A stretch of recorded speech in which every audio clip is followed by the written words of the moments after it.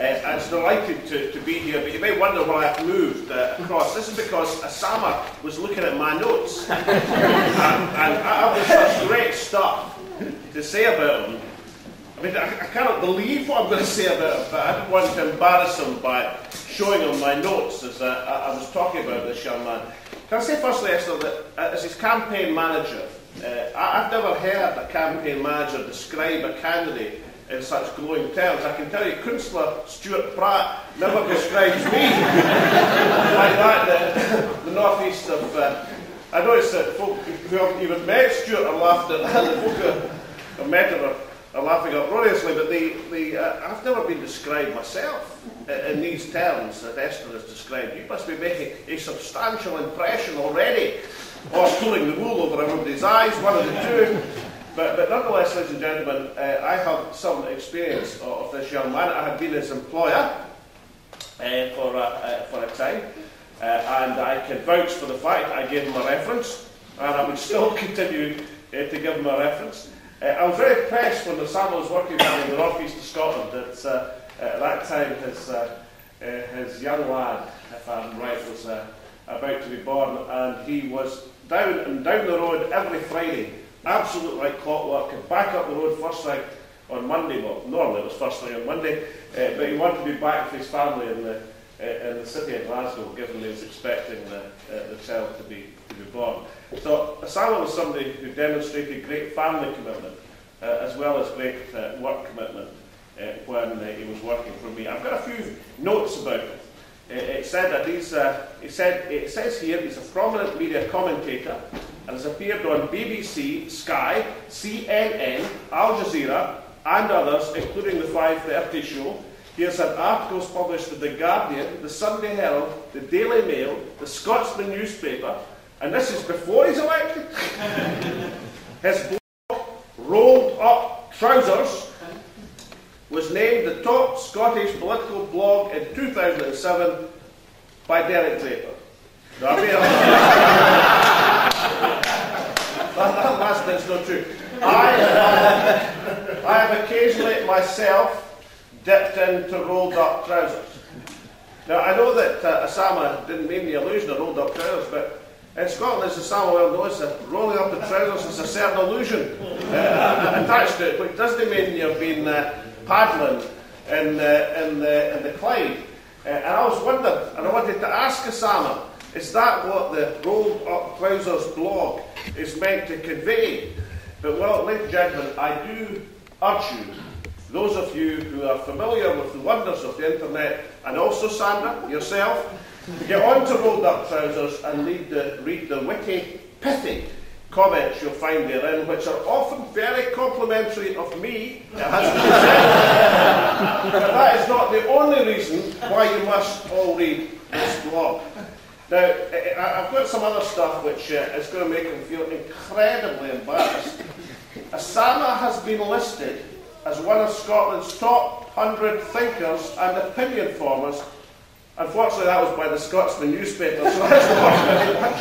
One of the country's brightest and best by the Sunday Herald, and has been described as Scotland's most influential Muslim by the Sunday Times. I know that all of that pales into insignificance with one of your young colleagues, who actually I think came as 24th in one of the most eligible young men in Scotland. But you being, what was he? 13. He was 13, I do apologise. But you being a happily married man are beyond the ken of such rankings. There is a serious side to all this, ladies and gentlemen, and that is this, that I can honestly tell you I have seldom come across a young person in politics with the scope and the extent of abilities of Osama Saeed. I think he would be a fantastic Member of Parliament because of his abilities, which I've mentioned, but also because of his commitment, which is absolute. What I liked about Osama when I met him at first is beyond this sharp-suited veneer of presentation, there beats a solid heart of commitment to the causes in which he's associated. Now, I've known some folk, hearts of gold, and the presentation is no great. Now, I've known some folk with great presentation without the heart. And it isn't that often, ladies and gentlemen, that you actually get both. You get both the commitment and the presentation.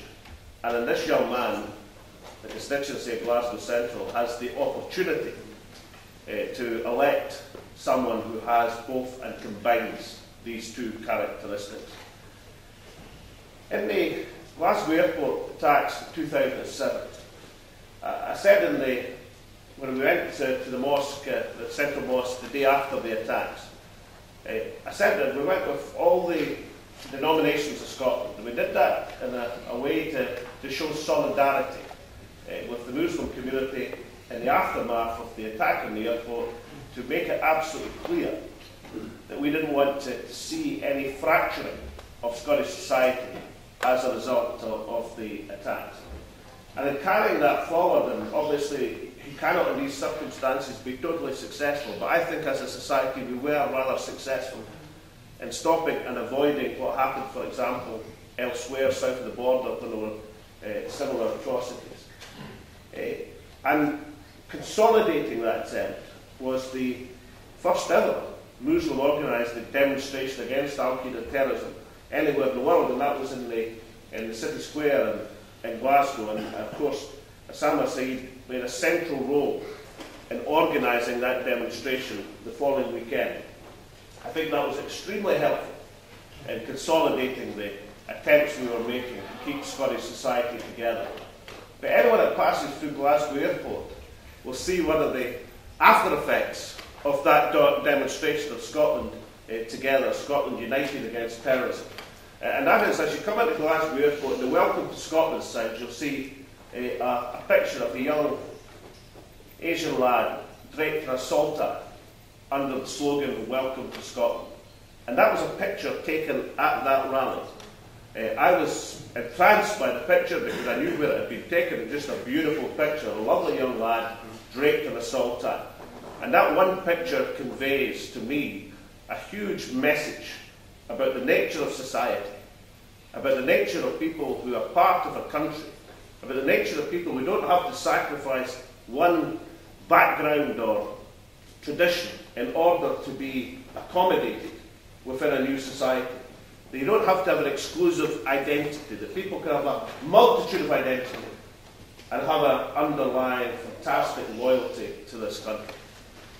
Now, we've lost in the last few weeks in Bashir, not just my greatest friend in life over the last 10 years, but I'm sure for many people in this audience tonight, one of their greatest friends, a true gentleman in the best sense of the phrase, someone who never had a hard, unnecessary word to say about anybody in life, and someone who went the extra mile every day of his life to help others.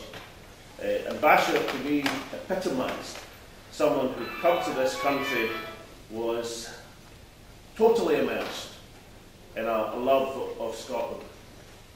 And he presented as the first elected Muslim, as the first elected Asian in the Scottish Parliament, exactly the nature and type of presentation that we want to see as part of the Scottish community. He added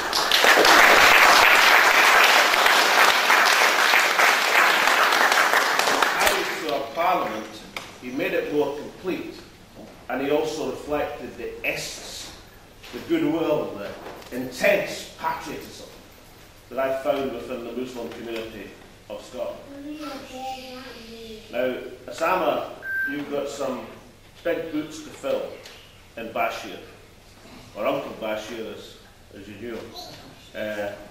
I know that you've got the ability to do it, and I know that if this young man, when this young man is elected, it'll be because of the commitment that goes into his campaign by the people in this audience tonight.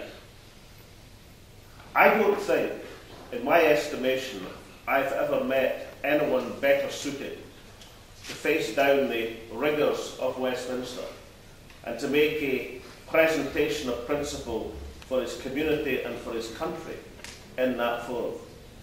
I've never met anyone better endowed with the qualities required to be an outstanding Member of Parliament. Whether he gets there or not is going to depend on the people in this hall.